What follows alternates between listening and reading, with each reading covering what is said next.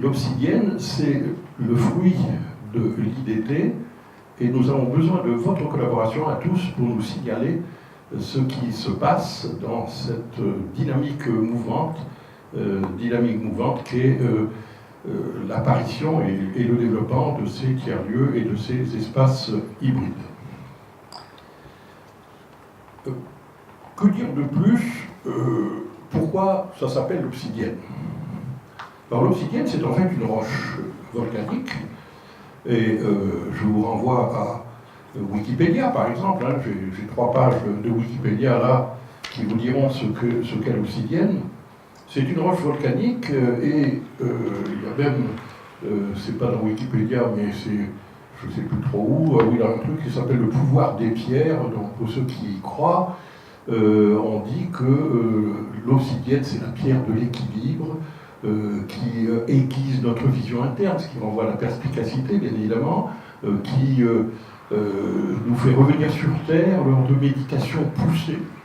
C'est donc pour moi, l'obsidienne, un exemple parfait de la start-up, c'est-à-dire qui sort du feu de la motivation du créateur de projet pour arriver à l'extérieur et être objet de tous les dangers, puisque l'obsidienne est quand même à la fois une roche très dure et qui peut facilement se casser, ce qui est un petit peu contradictoire, mais c'est comme ça.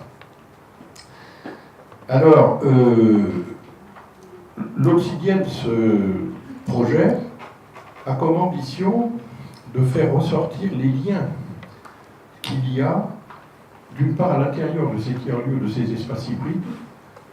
Et Isabelle Delannoy, qui est une personne tout à fait intéressante, qui a travaillé avec Yann Arthus Bertrand, et qui a par exemple participé au scénario du film Home, que vous connaissez, a lancé cette idée, pas seulement cette idée, a travaillé sur cette économie symbiotique, et ma suggestion d'ailleurs, qui s'appelle maintenant économie symbiotique et régénératrice, pour montrer les liens qu'il y avait entre ce qu'on appelle les parties prenantes, ou d'un territoire, ou d'une entreprise, ou autour de, par exemple, d'un parc naturel régional, pour montrer les liens qu'il y avait, les liens constructifs, les liens plutôt destructeurs, les avantages à être en lien avec un tel ou un tel, et c'est très intéressant comme méthode, d'une part. Il y a ce qu'on appelle un atelier symbiotique qui est né il y a quelques mois.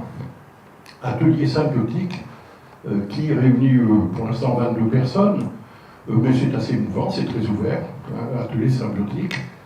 Et cet atelier symbiotique arrive à faire des cartographies symbiotiques de quelque chose dans lequel le faire ensemble, comme disait Yves Luçon, prend son sens. D'ailleurs, Yves Luçon est au courant de ce que nous faisons, puisqu'il participe aux travaux aussi de l'atelier symbiotique. Et voilà le résultat. Et ça paraît très complexe, et en fait c'est très éclairant. J'ai demandé à Isabelle justement de faire la cartographie symbiotique de médiation, qui est un cabinet conseil, je l'ai à la fois comme un autre et différent d'un autre, et elle n'a mis que 3 jours après avoir analysé les textes, etc., et évidemment des interviews. Elle n'a mis que 3 jours pour sortir une carte tout à fait éclairante sur les liens qu'il fallait renforcer et des liens qu'il fallait au contraire diminuer à l'intérieur de ce cabinet conseil, qui est en pleine mutation d'ailleurs, ce qui est assez logique pour un cabinet d'accompagnement au conduit du changement, puisque actuellement les choses, vous le savez bien, changent très très vite.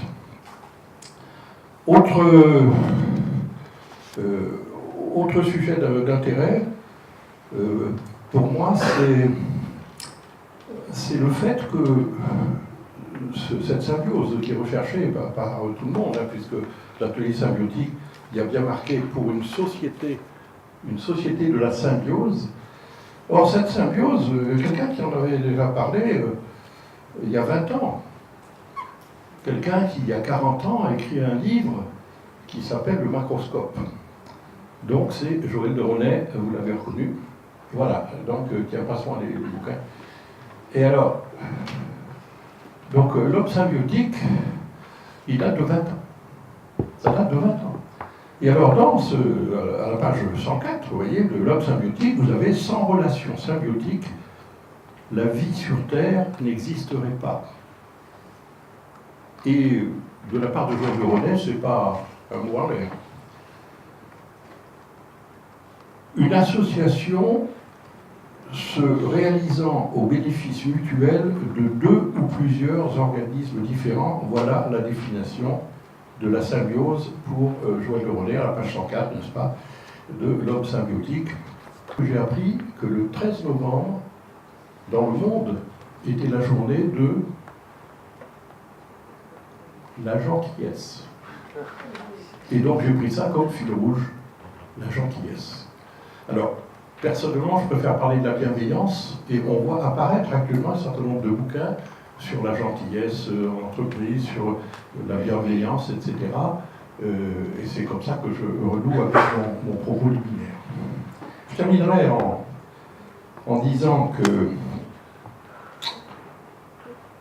notre attention est portée avec l'Obsidienne aussi sur des gens dont on parle peu, c'est-à-dire des unités de vie d'habitants que sont les petites communes et les communes rurales. On parle beaucoup de la ville créative et le village créatif, et la commune créative de moins de 3500 habitants. Il y a 36 000 communes en France, un peu plus.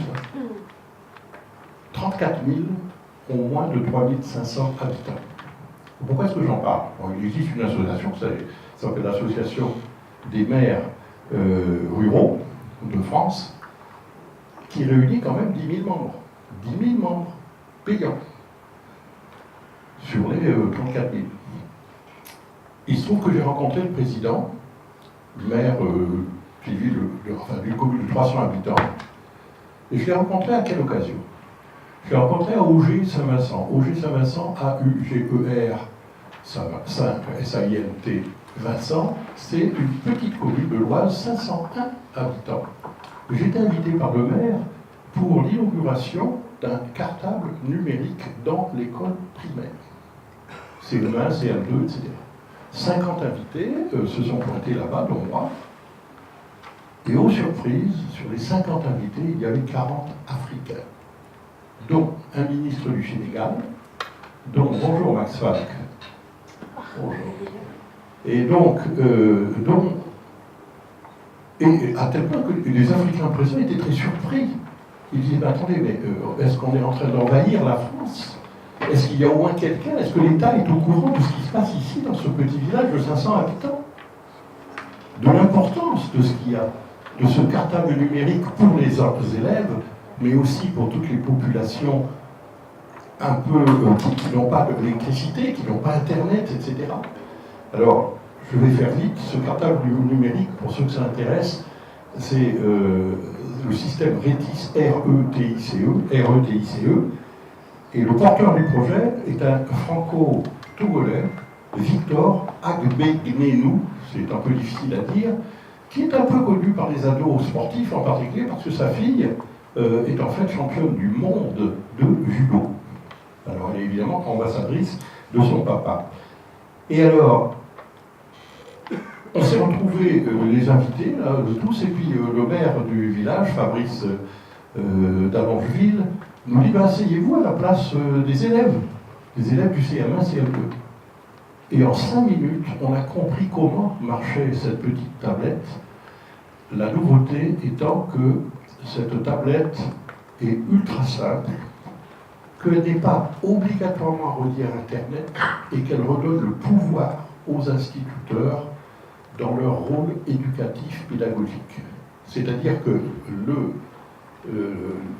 l'instituteur voit sur sa tablette à lui toutes les tablettes des élèves, ce qui lui permet de contrôler qu'on suit bien le cours, qu'on n'écrit pas à la copine ou au copain ou autre chose, que les gosses adorent, parce que j'ai interviewé les enfants évidemment, les parents adorent et les profs adorent.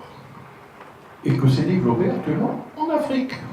Et dans des communes, dans une commune, en France, d'un maire qui y a cru et qui a mis les moyens qu'il fallait pour développer cela. Alors ça va se développer encore, hein, heureusement, avec un coût qui n'est pas élevé, moins élevé que tous ces tableaux. Il ne faut pas être contre les autres procédés, mais à un moment donné, il faut faire l'addition et parler en termes de ressources financières, ou toutefois de moyens financiers.